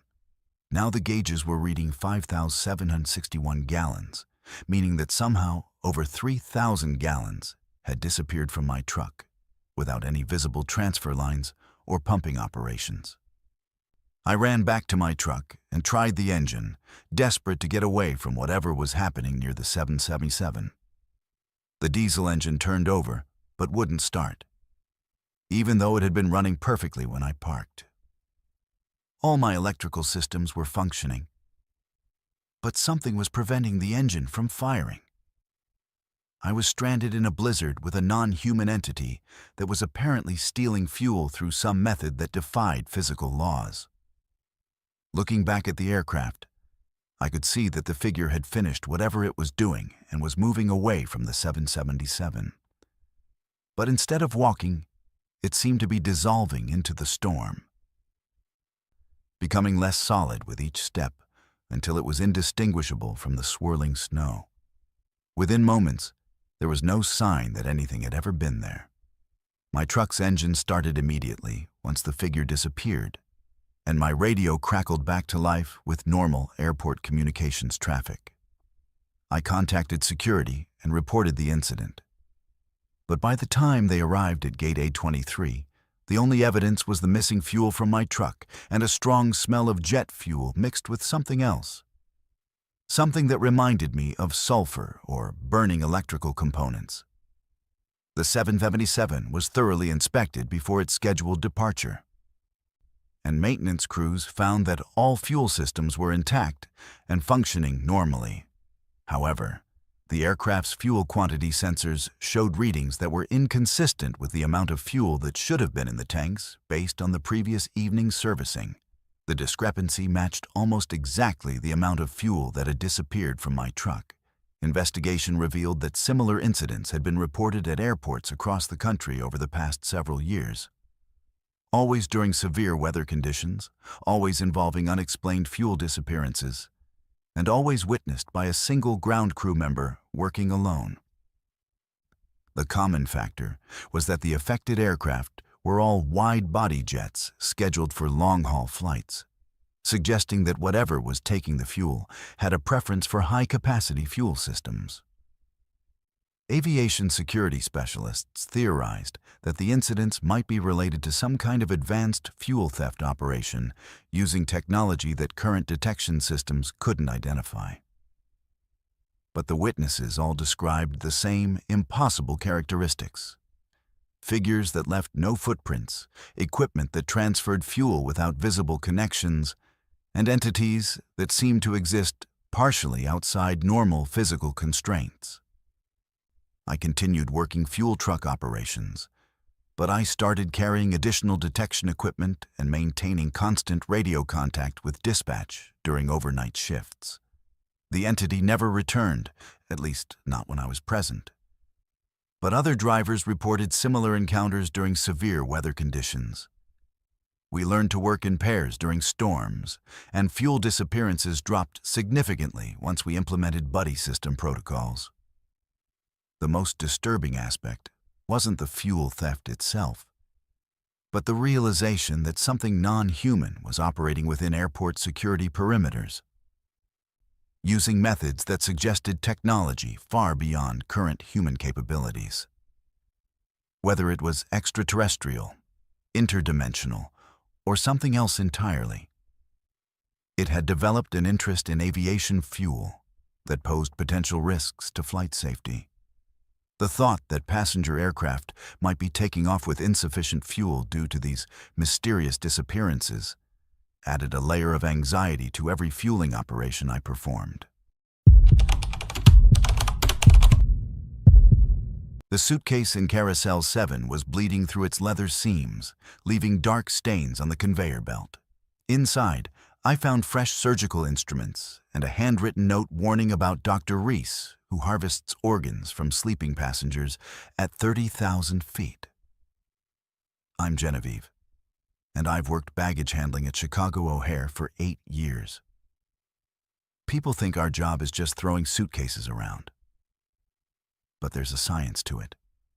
Weight distribution, fragile item protocols, security screening procedures, and the constant vigilance required to spot suspicious packages that could endanger aircraft and passengers. The overnight shift handles connecting flights from the West Coast, red-eye arrivals, and international cargo that needs processing before morning departures. It's demanding work that requires attention to detail, because one mishandled bag can mean the difference between a passenger making their connection and missing a crucial business meeting or family emergency. February 2nd started as a typical Thursday night, with moderate traffic from delayed flights trying to make up time after weather issues on the West Coast. I was working the international baggage sorting area, processing luggage from a Lufthansa flight that had arrived from Munich with connections to smaller Midwest cities. The German flight had been delayed 3 hours due to mechanical issues, which meant passengers were scrambling to make their connecting flights, and we were under pressure to expedite baggage transfers. Most international luggage goes through additional security screening, especially bags that weren't pre-screened at their origin airports. The process involves X-ray examination, random physical inspections, and documentation checks to ensure nothing dangerous or illegal enters the domestic transportation system. I had processed about 200 bags without incident when I noticed something unusual about a medium-sized burgundy leather suitcase moving along Carousel 7. At first, it looked like standard wear and tear from international travel. scuff marks, slightly damaged corners, and the general deterioration that expensive luggage develops after multiple trips through various airport handling systems. But as the suitcase moved past my station, I noticed dark stains seeping through the leather seams, creating wet spots that hadn't been there during initial inspection. I stopped the conveyor belt and approached the suitcase for closer examination. The stains were dark red and had a metallic smell that I recognized from previous experience, with damaged luggage containing broken bottles or food items. But this odor was different, more organic, more unsettling. It reminded me of the smell in hospital emergency rooms, a combination of antiseptic and something much more disturbing. The baggage tag showed passenger named J. Morrison, with a connecting flight to Des Moines scheduled to depart at 6:47 a.m. The tag had been properly processed through German customs and showed no unusual routing or handling instructions. But when I lifted the suitcase to move it to an inspection area, it felt wrong. Not just heavy, but unbalanced in a way that suggested liquid contents that could shift around inside. Following security protocols, I contacted TSA Supervisor Williams to request emergency inspection of suspicious baggage. While waiting for him to arrive, I noticed that the stains were spreading, creating a small puddle beneath the suitcase that was definitely not normal wear and tear. Whatever was inside that bag was fresh, organic, and leaking through supposedly waterproof leather construction. Williams arrived within 6 minutes, equipped with portable X-ray equipment and chemical detection devices used for identifying hazardous materials. His initial scan showed unusual density patterns inside the suitcase, with objects that appeared metallic mixed with organic materials of varying composition.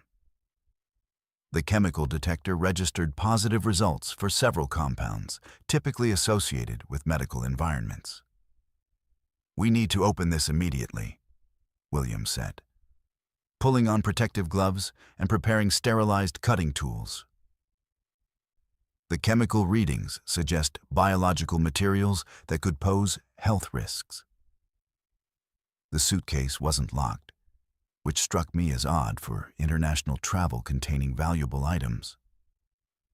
Williams carefully opened the latches and lifted the lid, revealing contents that made both of us step back in shock. The interior was lined with medical-grade plastic sheeting, and it contained what appeared to be a complete set of surgical instruments, along with several sealed containers holding what looked like human tissue specimens.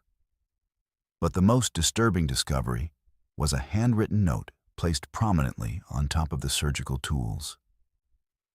Written in precise block letters, it read, "Warning, Dr. Jamie Reese, seat 14A on connecting flights, harvests organs from sedated passengers during overnight flights, operates with accomplice flight attendant Princeton Rhodes. Victim selected based on blood type compatibility. Evidence collection in progress. Contact FBI immediately." Williams immediately called federal authorities while I secured the area and documented the scene with photographs. The surgical instruments appeared to be high-quality medical equipment, including scalpels, clamps, sutures, and specialized tools used in organ transplant procedures. The tissue containers were labeled with blood type information and dates suggesting recent collection. "We need passenger manifests for all connecting flights involving anyone named Jamie Reese or Princeton Rhodes," FBI agent Martinez said when she arrived 30 minutes later. "And we need to identify the owner of this suitcase immediately." The investigation revealed disturbing information about both individuals mentioned in the warning note. Dr. Jamie Reese was indeed a licensed surgeon who frequently traveled on red-eye flights, ostensibly for medical conferences and consultation work. Princeton Rhodes was a flight attendant with American Airlines who had worked multiple routes involving Dr. Reese's travel schedule over the past 18 months. More alarming was the discovery that several passengers on flights where both individuals were present had reported feeling unusually drowsy during overnight flights, with some experiencing memory gaps and unexplained soreness in their abdominal areas. Medical examinations of these passengers revealed small incision scars that were consistent with laparoscopic surgical procedures. The passenger listed as J.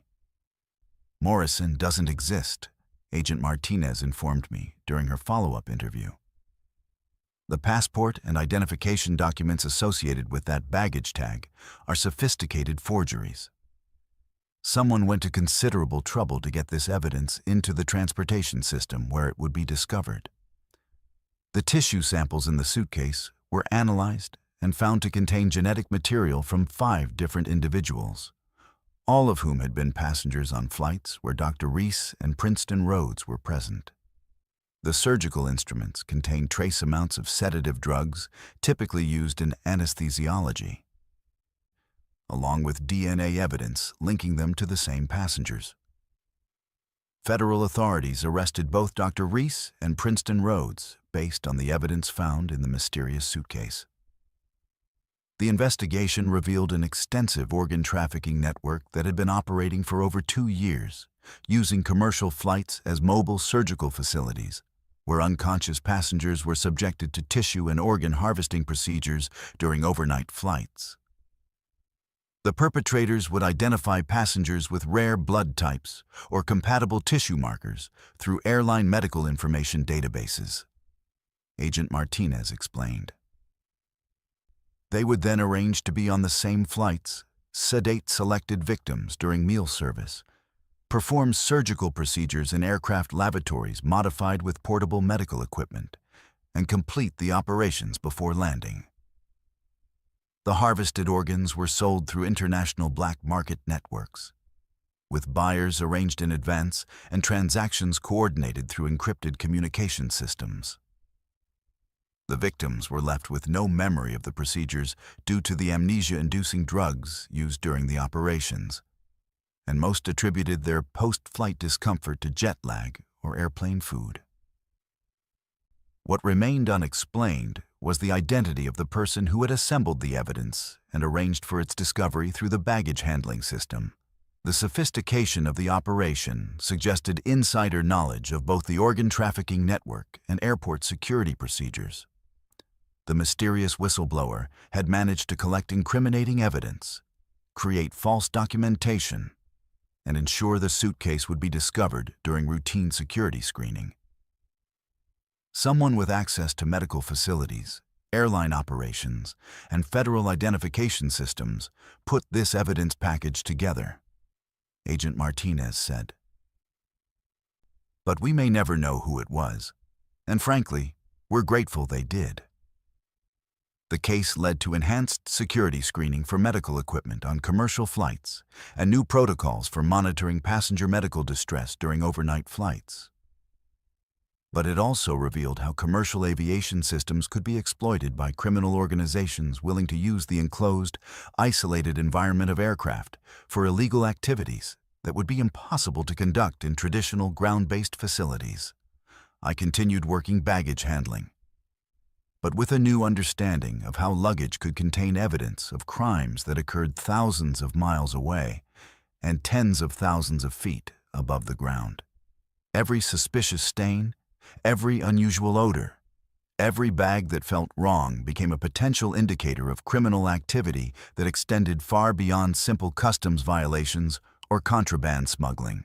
The most unsettling realization was that passenger aircraft, with their captive audiences and limited escape options, could serve as perfect venues for criminal activities that relied on victim isolation and the inability to seek immediate help.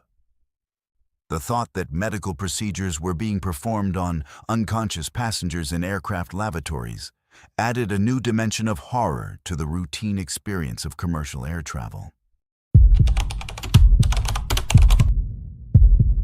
The passengers screaming silently behind the aircraft windows shouldn't have been there because the flight manifest showed the plane was empty, but I could see their terrified faces pressed against the glass, all pointing frantically at the ice formations I was supposed to remove. I'm Anastasia, and I've been working aircraft de-icing operations at Minneapolis-St. Paul International Airport for 7 years. It's specialized work that requires certification in chemical handling, aircraft systems knowledge, and the ability to work in extreme weather conditions that would shut down most other airport operations. Minnesota winters are brutal, with temperatures dropping to -30 and wind chills that can kill exposed skin in minutes. But aircraft still need to fly, and that means someone has to climb into a bucket lift at 4 in the morning to spray heated glycol solution on wing surfaces and engine intakes, while blizzards rage around them. March 8th brought one of the worst late-season storms I had ever worked in. The temperature was hovering at -18 degrees Fahrenheit, with winds gusting up to 45 miles per hour and snow falling so heavily that visibility was reduced to less than 50 feet. Most airlines had canceled their morning departures. But Northwest Flight 255 was scheduled to attempt takeoff at 6:30 a.m. once the storm passed. And company policy required that the aircraft be de-iced within 1 hour of departure, regardless of weather conditions. The Boeing 727 was parked at Gate G14, isolated from the main terminal due to ongoing runway construction. It was an older aircraft that Northwest used primarily for cargo operations and charter flights, though this particular flight was listed as a passenger service to Detroit with connections to several East Coast destinations. The aircraft had been sitting overnight in accumulating snow and ice, requiring a complete de-icing treatment of all flight surfaces before it could safely attempt takeoff. I was working alone in the de-icing truck, which isn't unusual for overnight operations when staffing is reduced due to weather conditions. The truck's heated cab provided protection from the wind and snow, but the actual de-icing work required me to operate the boom arm and spray equipment while exposed to the full force of the storm. The glycol solution had to be heated to specific temperatures and applied in precise patterns to ensure complete ice removal without damaging aircraft surfaces. As I positioned the truck near the 727's starboard wing, I noticed something unusual about the aircraft's interior lighting. Most empty aircraft are kept in minimal power mode overnight, with only essential systems activated and cabin lighting turned off to conserve battery power. But Flight 255 had most of its cabin lights on, and I could see movement through the passenger windows that suggested people were on board. I checked my work order again to confirm the aircraft's status. According to the de-icing request, Flight 255 was an empty positioning flight that would pick up passengers in Detroit for the continuation to Washington, D.C. There should have been only the flight crew on board, and they would normally be in the cockpit completing pre-flight preparations rather than moving around the passenger cabin. I extended the boom arm to begin de-icing the wing surface when I got a clear view through the aircraft's windows. What I saw made me stop the glycol flow immediately and stare in disbelief. The passenger cabin was full of people, but they weren't sitting in their seats normally. They were all pressed against the windows, looking out at me with expressions of absolute terror. Their mouths open as if they were screaming, though I couldn't hear any sound through the aircraft's insulation. Every visible passenger was pointing frantically at something on the wing's surface, gesturing urgently as if trying to warn me about a critical safety issue. Their faces showed pure panic, the kind of expression people have when they know they're about to die, and there's nothing they can do to prevent it. Men, women, children, all pressed against the windows in desperate attempts to communicate something vital. I aimed my work lights at the wing surface they were pointing toward, and immediately saw what had them terrified. The ice formation on the wing wasn't normal. Instead of the typical uniform coating that develops during overnight exposure, the ice had formed in patterns that looked almost organic, like crystalline growths that resembled branching blood vessels or neural networks. The formations were concentrated around the wing's fuel tanks and extended toward the engine mounting points in ways that could interfere with critical flight systems. More disturbing was the fact that the ice formations appeared to be moving, growing, and shifting even as I watched. Ice doesn't behave that way under normal conditions. It forms gradually and remains static until removed by heat or mechanical action. But these crystalline structures were actively expanding, creating new branches and connections that threatened to penetrate the aircraft's fuel lines and control cables. I immediately radioed the Airport Operations Center to report unsafe ice conditions on Flight 255. But my radio produced only static and electronic interference. The storm shouldn't have been affecting communications equipment, and my radio had been working perfectly during my earlier check-in with dispatch. I tried my cell phone and found the same problem. No signal, no data connection, just dead silence where there should have been network coverage. With no way to contact ground control, I decided to approach the aircraft directly to warn the flight crew about the dangerous ice formations. I climbed down from the de-icing truck and walked carefully across the tarmac, fighting against wind gusts that threatened to knock me over. As I got closer to the 727, I could see the passengers more clearly through the windows, and what I saw defied rational explanation. The people inside the aircraft were wearing clothing styles from different decades: 1970s business suits, 1980s casual wear, 1990s fashion trends. It was as if passengers from multiple flights spanning 20 years had somehow been combined in a single aircraft. But they were all exhibiting the same behavior, pointing at the wing formations and trying desperately to communicate warnings about the ice conditions. When I reached the aircraft's boarding door, I pounded on the metal surface and shouted for the flight crew. The door was locked from the inside, which is standard security procedure. But I could hear sounds from within the aircraft that didn't match normal pre-flight activities. Instead of the usual crew communications and equipment checks, I could hear what sounded like dozens of voices calling out in distress, overlapping conversations in multiple languages, and the general cacophony of panic. I walked around to the cockpit windows and tried to get the attention of the flight crew. But the cockpit appeared to be empty. The pilot and co-pilot seats were vacant, and none of the instrument panels showed the normal activity patterns of pre-flight preparation. Yet the aircraft's engines were spooling up as if someone was preparing for departure, and I could see exhaust heat shimmers that indicated the power plants were approaching operational temperatures. That's when I realized what the passengers had been trying to warn me about. The ice formations on the wings weren't just unusual. They were designed to look normal from a distance, while concealing critical structural damage underneath. When the aircraft attempted takeoff, the hidden damage would cause catastrophic failure during the most dangerous phase of flight, when recovery would be impossible. I ran back to my de-icing truck and began applying heated glycol solution to the wing surfaces as quickly as possible, trying to remove not just the ice, but the crystalline formations that were masking the underlying damage. As the ice melted away, I could see that the wing structure had been compromised by what appeared to be deliberate sabotage. Control cables had been severed, fuel lines had been punctured, and hydraulic systems had been disabled in ways that would only become apparent during flight operations.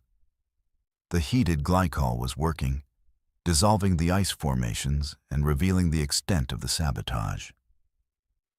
But as the ice disappeared, so did the passengers in the aircraft windows.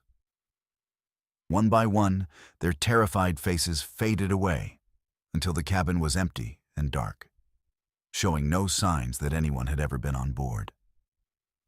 The aircraft's engines wound down to idle, and normal pre-flight lighting patterns resumed as if nothing unusual had ever occurred.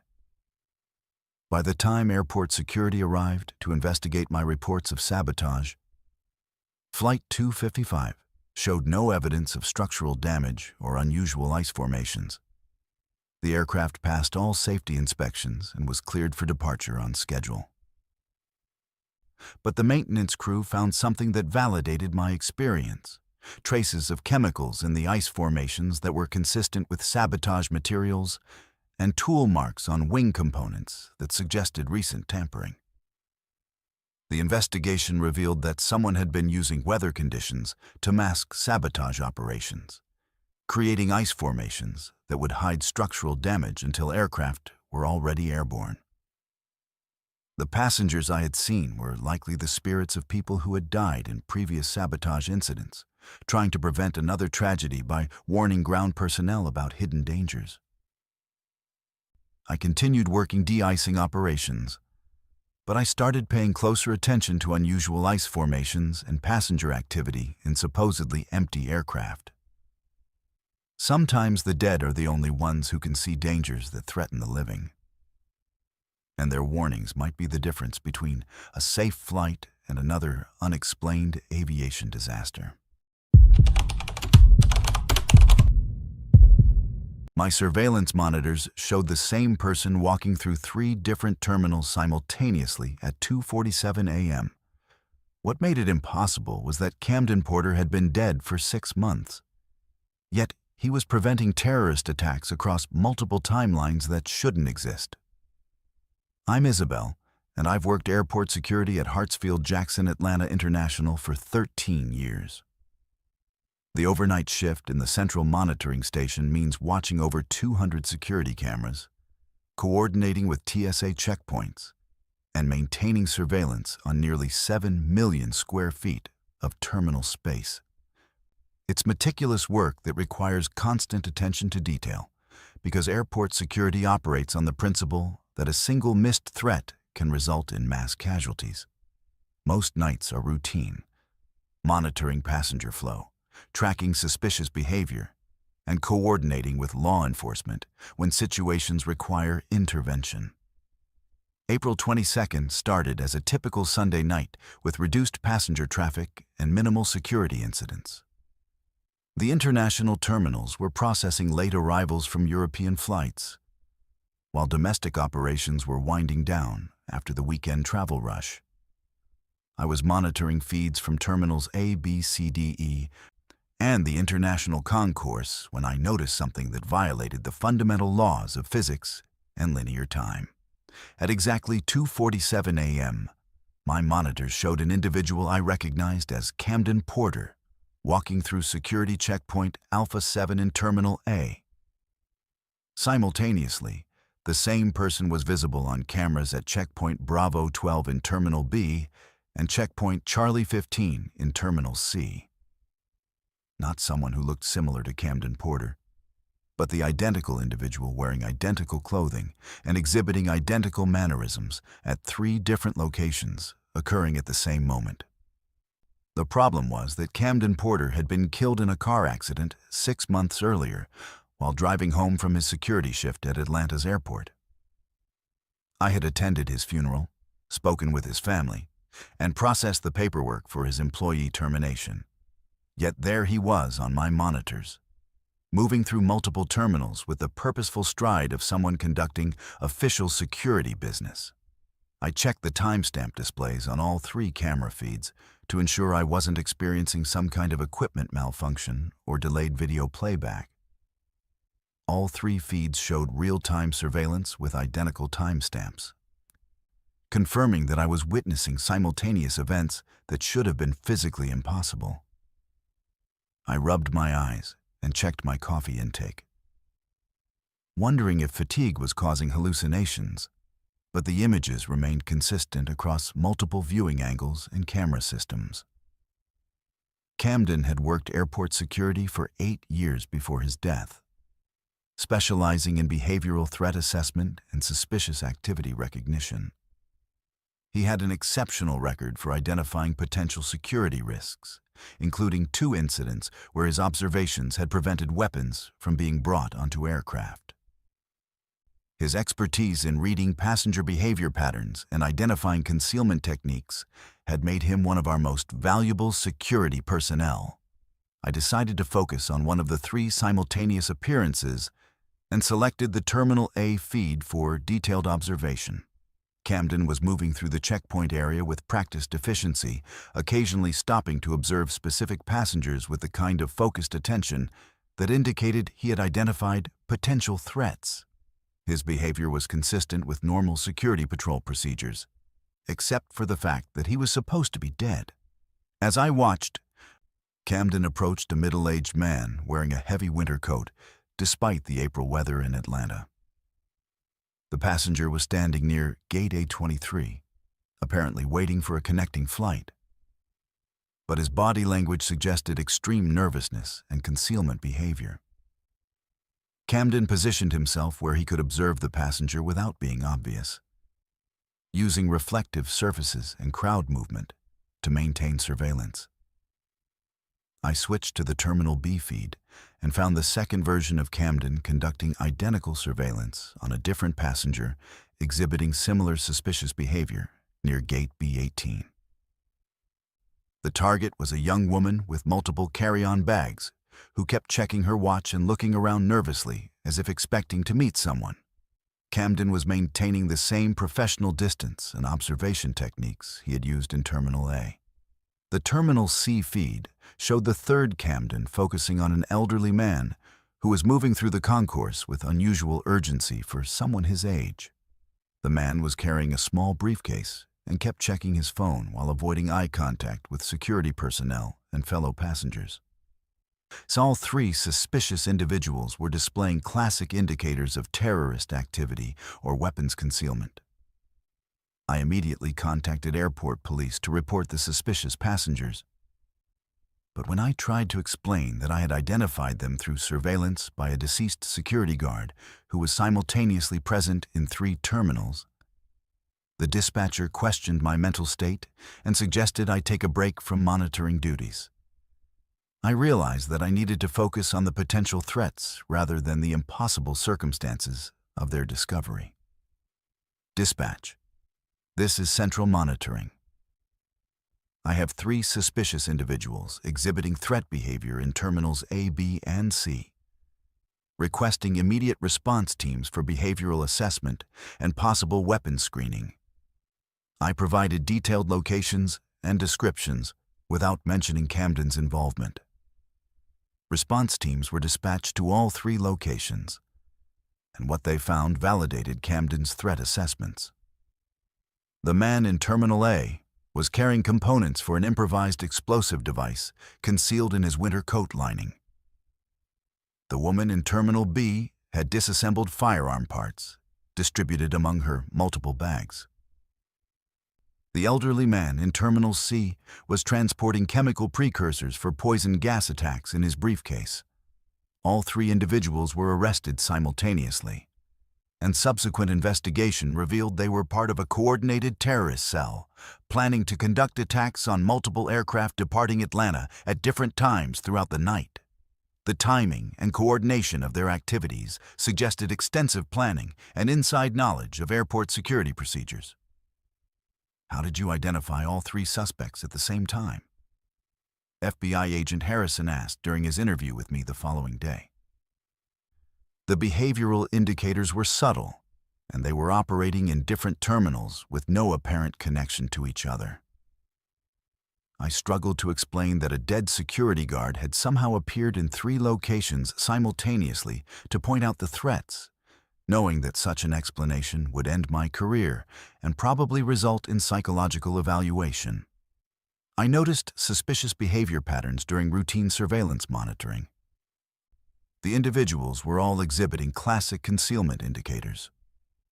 Your threat identification was remarkably accurate and may have prevented multiple aircraft from being destroyed in flight, Agent Harrison said. The suspects were planning to conduct synchronized attacks on flights departing between 4 a.m. and 6 a.m., with an estimated casualty count of over 800 people. The investigation revealed that the terrorist cell had been planning their attacks for over a year, studying airport security procedures and identifying vulnerabilities in the overnight shift operations. They had specifically chosen the April 22nd date because historical data showed reduced security staffing and passenger traffic that would make their activities less likely to be detected. What the investigators never learned was that Camden Porter had somehow transcended death to continue protecting the airport he had served in life. His ability to appear in multiple locations simultaneously suggested that death had freed him from the physical constraints that limited living security personnel to observing one location at a time. Over the following months, I continued to see Camden on my surveillance monitors during overnight shifts, always focusing on legitimate security threats and always maintaining the professional standards he had exhibited during his living career. He never acknowledged my presence or responded to attempts at communication, but his threat identifications were consistently accurate and had prevented several additional security incidents. I learned that other overnight security personnel had reported similar experiences with deceased colleagues who continued performing their duties after death. The phenomenon seemed to be limited to security workers who had died while still actively employed at the airport, suggesting that their sense of professional responsibility transcended physical death. The most remarkable aspect was Camden's apparent ability to observe multiple timelines or probability streams simultaneously, identifying threats that existed across different potential realities. His simultaneous appearances in 3 terminals suggested that he was operating outside normal temporal constraints, possibly observing all possible outcomes and focusing on scenarios where intervention was necessary. I never reported the supernatural aspects of my security work, but I continued to trust Camden's threat assessments and alert response teams whenever he identified suspicious individuals. His post-mortem security work saved hundreds of lives and prevented multiple terrorist attacks that would have devastated commercial aviation. Sometimes, the most effective security personnel are those who care too much about protecting innocent lives to let death interfere with their duties. In an environment where vigilance means the difference between safe flights and mass casualties, perhaps some guards are simply too dedicated to their mission to abandon their posts when their shifts officially end. My computer system showed passengers checking in for flights to final destination, scheduled for gates that didn't exist. Every name on the manifest belonged to someone who had died in aviation accidents, and they were all seeking passage to somewhere beyond the living world. I'm Peyton, and I've worked as a gate agent for Delta Airlines at LaGuardia Airport for 12 years. The overnight shift from 11 p.m. to 7 a.m. handles the strangest mix of passengers: red-eye business travelers, international connections, delayed flights from weather issues, and the occasional medical emergency that requires aircraft diversion. Working Terminal C during these hours means dealing with tired, frustrated people who just want to get home, along with the complex logistics of rebooking, upgrades, and gate changes that happen when schedules fall apart. But nothing in my training prepared me for the night I discovered that some passengers are traveling to destinations that exist outside normal geography. May 15th began with typical overnight chaos. Thunderstorms had delayed incoming flights from the Midwest, creating a domino effect of missed connections and stranded passengers. I was working Gate C14, processing rebookings for a canceled flight to Minneapolis, when my computer terminal started displaying information that shouldn't have been possible. Mixed in with normal passenger manifests and flight schedules were entries for flights I had never seen before. Flight 1549 to final destination was scheduled to depart from Gate C99 at 3:33 a.m. Gate C99 didn't exist. Terminal C only had gates numbered through C42. More disturbing was the passenger manifest, which showed 155 names of people I vaguely recognized but couldn't immediately place. The flight was listed as on time, with boarding scheduled to begin at 3 a.m., just 20 minutes away. I assumed it was a computer glitch and tried to clear the erroneous flight information, but my system wouldn't allow me to modify or delete the entries. Every time I attempted to access administrative functions, the screen would flash and return to the Flight 1549 display. Other gate agents were busy with their own passenger issues, and I didn't want to create additional problems by reporting system malfunctions during an already chaotic night. At exactly 3:00 a.m., passengers began approaching my gate counter asking about boarding procedures for Flight 1549.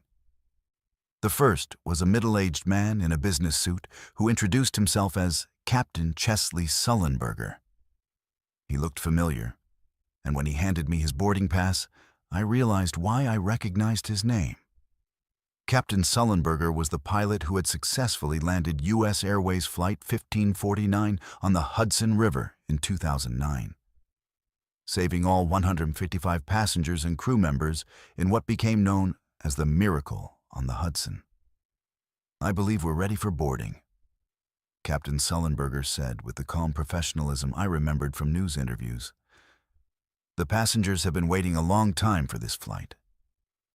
I stared at his boarding pass, which showed a departure time of 3:33 a.m.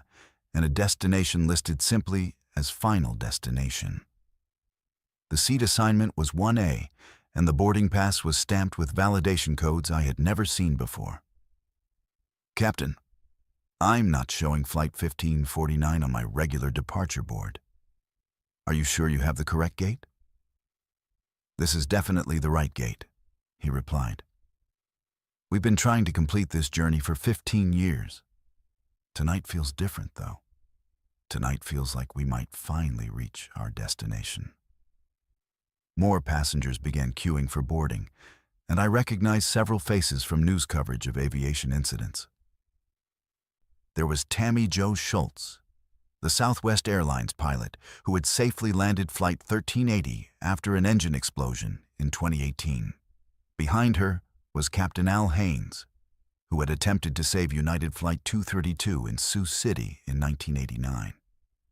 The line included flight attendants, air traffic controllers, and passengers from various aviation incidents spanning decades. "I need to verify this flight with my supervisor," I told Captain Sullenberger, reaching for my radio to contact the overnight operations manager. "Peyton," said a voice behind me that made me turn around in shock. It was my colleague, Marcus, a gate agent who had worked Terminal C for 8 years before dying in a car accident 6 months earlier. He was wearing his standard Delta uniform and employee badge, looking exactly as he had during his last shift. "Marcus? But you're—" I couldn't finish the sentence, staring at someone I knew was dead, but who appeared completely normal and professional. "I'm here to help with the boarding process," Marcus said calmly. "Flight 1549 requires special handling procedures. These passengers have earned their passage to Final Destination through their service to aviation safety and their sacrifice in protecting others." I looked back at the boarding queue and realized that every person waiting was connected to aviation heroism or tragedy. Some were pilots who had died trying to save their aircraft and passengers. Others were flight attendants who had perished while evacuating burning planes. Some were air traffic controllers who had died at their posts during emergency situations. "What is Final Destination?" I asked Marcus, though I was beginning to understand the answer. "It's where aviation souls go when their earthly service is complete," he explained. "Pilots who sacrificed their lives for passenger safety, crew members who died protecting others, controllers who stayed at their posts until the end. They earn passage on special flights that depart from airports like this one at specific times." Captain Sullenberger approached the counter again. "Is there a problem with our boarding?" "The passengers are ready to complete their journey." I looked at my computer screen, which now showed Flight 1549 as boarding, with all 155 passengers checked in and ready for departure. The aircraft type was listed as Special Service Ethereal Transport, and the departure gate had changed to simply beyond. "No problem, Captain," I said, making a decision that felt both terrifying and absolutely right. "You're cleared for boarding. Please have passengers present their boarding passes as they enter the jet bridge." The boarding process was unlike anything I had experienced in 12 years of gate operations. Each passenger approached with quiet dignity, presenting boarding passes that dissolved into points of light as I scanned them. They moved down the jet bridge with purpose and peace, many nodding their thanks as they passed. The last passenger was a young flight attendant named Betty Ong, who had been killed during the September 11th attacks while providing crucial information about the hijackers to ground personnel. She handed me her boarding pass and said, "Thank you for helping us get home. Some journeys take longer than others, but everyone who serves aviation with honor eventually gets to complete their final flight." As the last passenger disappeared down the jet bridge, my computer terminal returned to normal operations, showing only the standard overnight flight schedule. There was no record of Flight 1549, no passenger manifest, no gate assignment for C-99. Marcus was gone, and I was alone at Gate C-14 with a handful of regular passengers waiting for the 6:30 a.m. departure to Boston. I never reported the incident, knowing that explaining supernatural boarding procedures would end my career and probably result in psychological evaluation. But I started paying attention to subtle signs that indicated when special flights were scheduled. Computer glitches that displayed impossible destinations, the appearance of deceased colleagues, and the quiet dignity of passengers who were traveling beyond normal geography. Over the following months, I handled boarding for several more flights to final destination.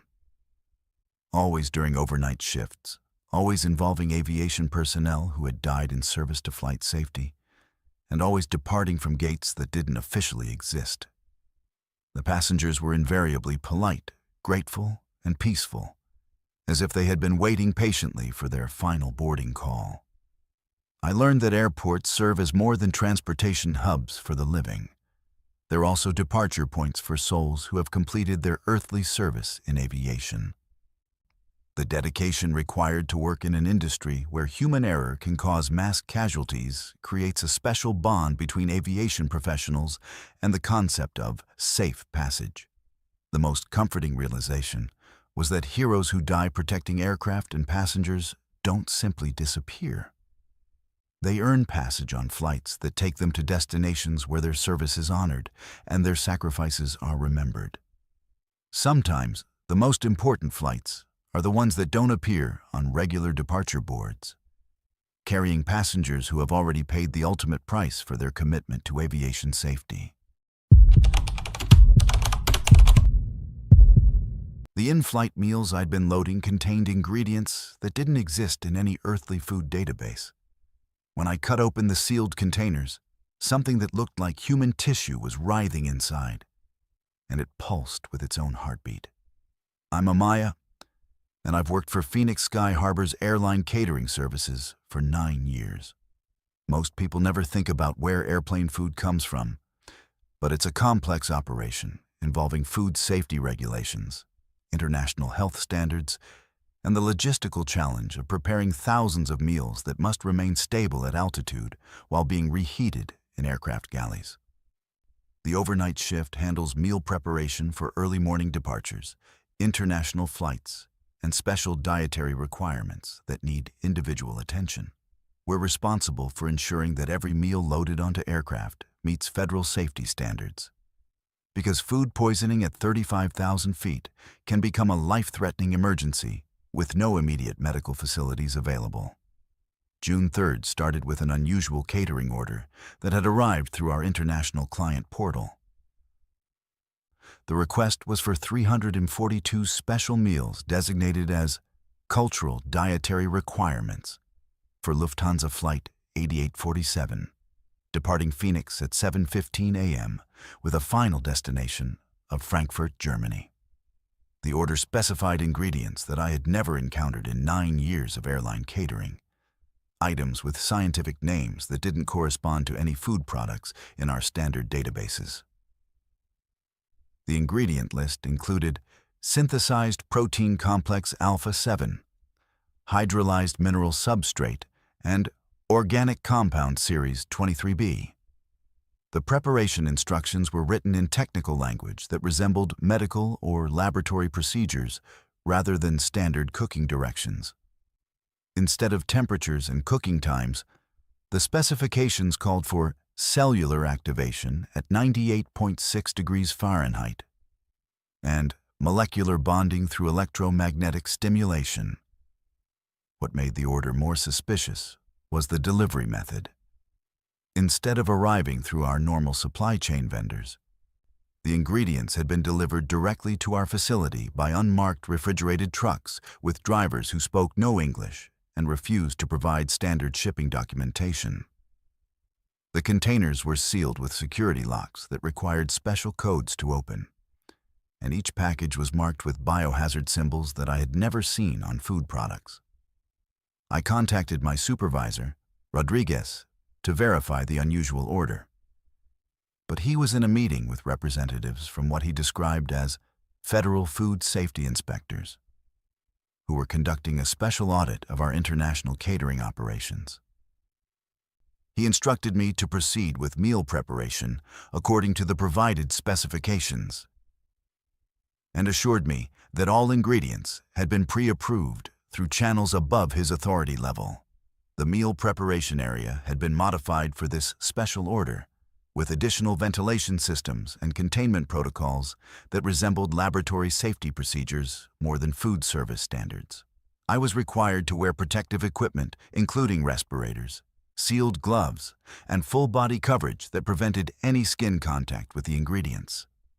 When I opened the first ingredient container, I immediately knew something was fundamentally wrong. The synthesized protein complex didn't look like any food product I had ever encountered. It appeared to be living tissue that moved independently, pulsing with rhythmic contractions that suggested some kind of cardiovascular activity. The material was warm to the touch, despite having been stored in refrigeration, and it responded to light by contracting away from illumination. The hydrolyzed mineral substrate was even more disturbing. It consisted of crystalline structures that seemed to be growing and reproducing while I watched, forming new geometric patterns that defied natural crystal formation processes. When I touched the container, the crystals oriented themselves toward the contact point and began emitting a low-frequency humming sound that I could feel in my bones. The organic compound series 23B was the most unsettling ingredient. It appeared to be a thick, dark liquid that moved with purpose rather than flowing according to gravity and container shape. The liquid formed tentacle-like projections that explored the edges of its container, and occasionally I could see what looked like primitive sensory organs forming and dissolving within the mass. Following the preparation instructions felt like conducting a scientific experiment rather than preparing airline meals.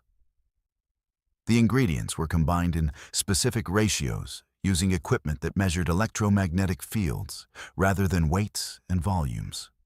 The cooking process involved exposing the mixture to frequencies of light and sound that activated cellular changes in the organic components.